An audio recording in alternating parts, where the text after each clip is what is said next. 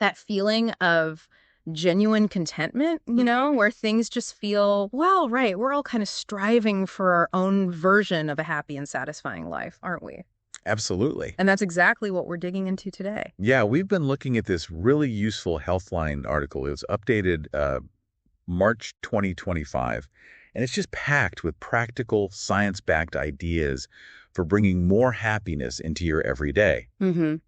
Think of them as like habits that research suggests can gently guide you towards a brighter outlook. Okay, but something the article flags right away, and this is super important for you listening, Well, is that these are just suggestions. Your own recipe for happiness is going to be unique. totally. If trying to force these things just creates more stress, well, that completely misses the point, doesn't it? It really does. It's got to be about finding what truly clicks for you. Right. Precisely.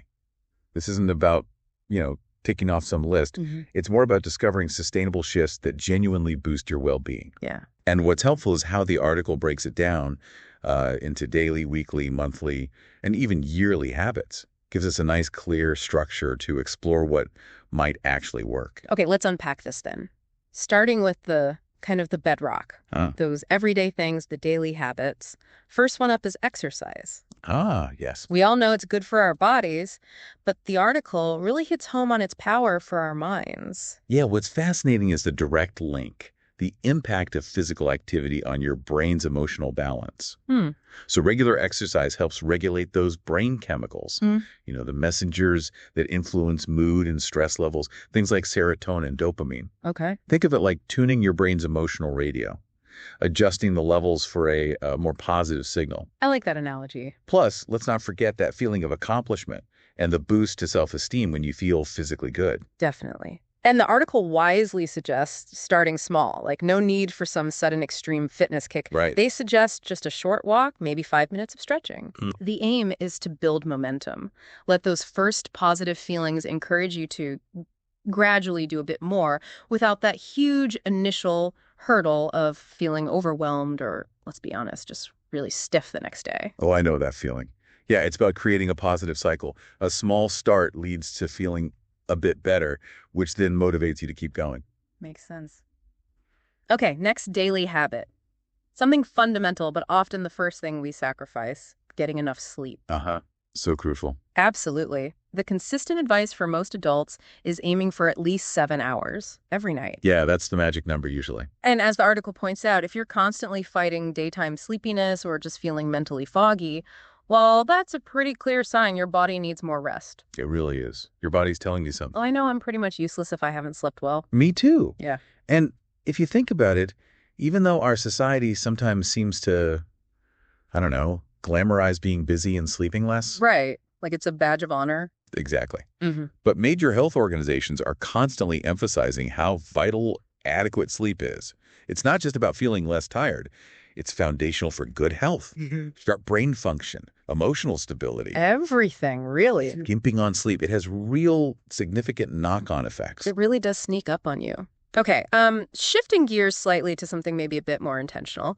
Practicing gratitude. This might sound almost too simple, but the article suggests it can have a surprisingly big positive impact on your mood. Well, what's powerful about gratitude is its ability to deliberately shift your focus. Yeah. It's about consciously noticing the good things, however small they seem. Right. The article gives such relatable examples like a coworker bringing you coffee, a neighbor just waving hello, or even just feeling the warmth of the sun. Simple stuff. And the idea is the more you actively look for these little positive moments, the more you actually start noticing them. It's like training your brain to spot the positive. Exactly. You're retraining your attention. Which naturally is going to influence your overall mood in a good way. So, okay, those are the daily habits, kind of the foundation. Now, let's look at the weekly practices the article suggests. First one, decluttering. Oh boy, this one can feel like climbing a mountain for some of us, myself included sometimes. It certainly can feel huge, which is why the article's suggestion is so practical. Just 20 minutes a week. Only 20 minutes. Yeah. It's not about tackling the whole house at once. Just set a timer. Focus on one specific small area, maybe a single shelf, one drawer, a corner of a room. Okay, that feels more doable. And the goal is putting things back where they belong. And this is key, actually letting go of stuff that's just clutter, tossing it or donating it.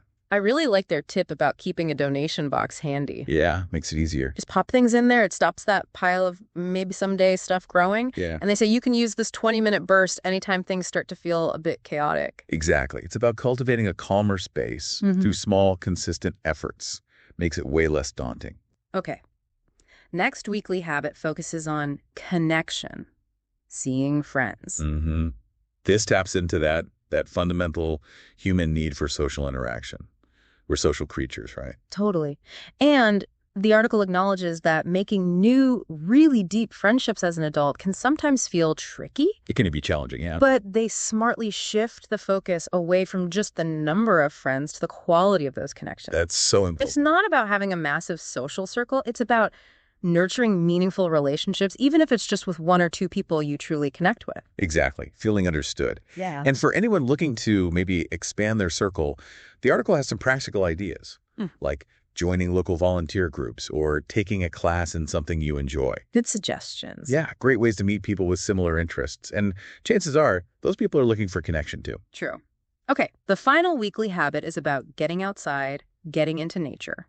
Yes. Love this one. Me too. The article suggests aiming for at least 30 minutes each week in some kind of green space. And they're pretty broad about what counts your local park, your garden, even a green rooftop. Anywhere you can appreciate nature and get some fresh air. Just being outside. I always feel instantly calmer after some time outdoors. It just works. It really does. And what's interesting is the added benefit the article mentions, combining nature time with some exercise. Oh, right. There's research showing people who spend time in green spaces tend to exercise more often and for longer. So you're getting like a 2-for-1 boost for your well-being. Nice. Okay, so moving on from weekly, let's talk monthly habits. The first one here is about giving back. Contributing.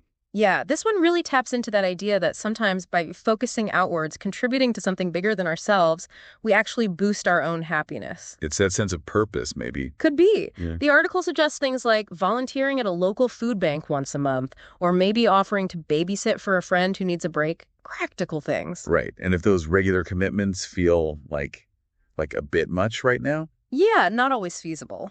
they also suggest just incorporating smaller, spontaneous acts of kindness, like genuinely complimenting someone. Oh, I like that. Yeah, it's a reminder that even small gestures can spread joy and, often bring a real sense of fulfillment back to you. Definitely.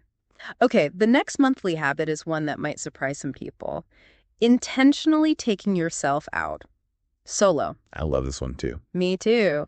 It pushes back against that idea that you always need someone with you to enjoy going out. Totally. The article encourages you to just treat yourself. Go to that restaurant you've wanted to try, catch a movie alone, or maybe take that solo day trip you've been thinking about. It can be incredibly freeing, actually. It really can. It's all about deliberately carving out quality alone time to reconnect with activities you genuinely enjoy without needing anyone else there. Yeah. Even for really social people, that dedicated solo time can be incredibly refreshing. Good point. Okay, the final monthly habit involves using those little pockets of downtime more proactively. Creating a thought list. Okay. Tell me more. This is such a smart little idea. Instead of automatically grabbing your phone to scroll, mindlessly when you're waiting for an appointment or something. Which we all do. Totally. The article suggests using that time more intentionally. Maybe jotting down a few happy memories or listing things you're looking forward to on paper or just in a note on your phone. Interesting. So actively directing your thoughts. Exactly. Consciously guiding your thoughts towards the positive instead of letting them drift to worries or just passive scrolling. It's a small habit, but I can see how that could add up over time, affect your overall mindset. Yeah, definitely. All right, so now let's zoom out a bit and look at the bigger picture with the yearly habits. These are more about reflection and maybe recalibration. Okay. The first one is taking dedicated time for reflection. Like an annual check-in. Exactly. The article suggests setting aside some time each year doesn't have to be New Year's to really check in with yourself, almost like you would with a good friend. They even offer some useful prompts. How are you doing, really? What have you been up to this past year? Are you happier now than a year ago? Questions like that. And what's really key here, the article stresses, is self-compassion during this. Oh, that's crucial. Yeah, it's not about harsh judgment. It's about honest self-assessment, acknowledging progress, however small it seems. Right. just acknowledging you got through another year and learned things. That in itself is valuable. The next yearly habit is about reevaluating your goals. This really speaks to the fact that, well, we change, right? Our priorities and desires evolve as we go through life. We're not static. Exactly. So the article encourages you to periodically step back and look at your current direction. Ask yourself, does this still actually align with what I truly want and value now? Important question. And importantly, it stresses that it is absolutely okay, even healthy, to change course. Yeah, no shame in that. Right. There's no point clinging to goals that just don't resonate anymore, even if they felt right before. It's about living intentionally now, not being tied to past ideas that don't fit who you're becoming. Letting go gracefully. Okay, and the final yearly habit brings us back full circle, really, to that fundamental link between physical and mental health, taking care of your body. Yeah, it's such an important reminder that building happiness habits also includes those routine but vital health checkups. The basics, but easy to neglect. Totally. The article specifically mentions, your annual physical with your doctor, keeping up with dental checkups, getting your eyes checked regularly. These aren't just about catching illness early, though that's important. They're fundamental acts of self-care, investments in your overall health. And that directly impacts your mental and emotional state. They're so intertwined. Absolutely. So as we kind of wrap this up, what's the main takeaway here for you, the listener? Well, I think it's that there's this really diverse range of habits, from tiny daily things to bigger yearly reflections that can all add up to a greater sense of happiness and well-being. Yeah, lots of potential avenues. It feels encouraging seeing all these possibilities laid out. And the crucial thing, always remember this, as the article itself stressed, is personalization. Right. No one size fits all. Exactly. Don't feel pressured to force habits that just don't feel right for you. Yeah. The key is to experiment, be curious, discover what truly resonates with your unique needs and lifestyle. Yeah, what clicks. And the article also includes a really vital piece of advice. If you find you're consistently feeling really unhappy and it just doesn't seem to lift, it's a very good idea to talk with your doctor. It could be a sign of something underlying like depression, and they can offer proper support and guidance. That's really important context. So yeah, this deep dive into these science-backed habits really offers a wealth of possibilities. It does. So for you listening, what really resonates? Which of these daily, weekly, monthly, or yearly habits kind of sparks your interest?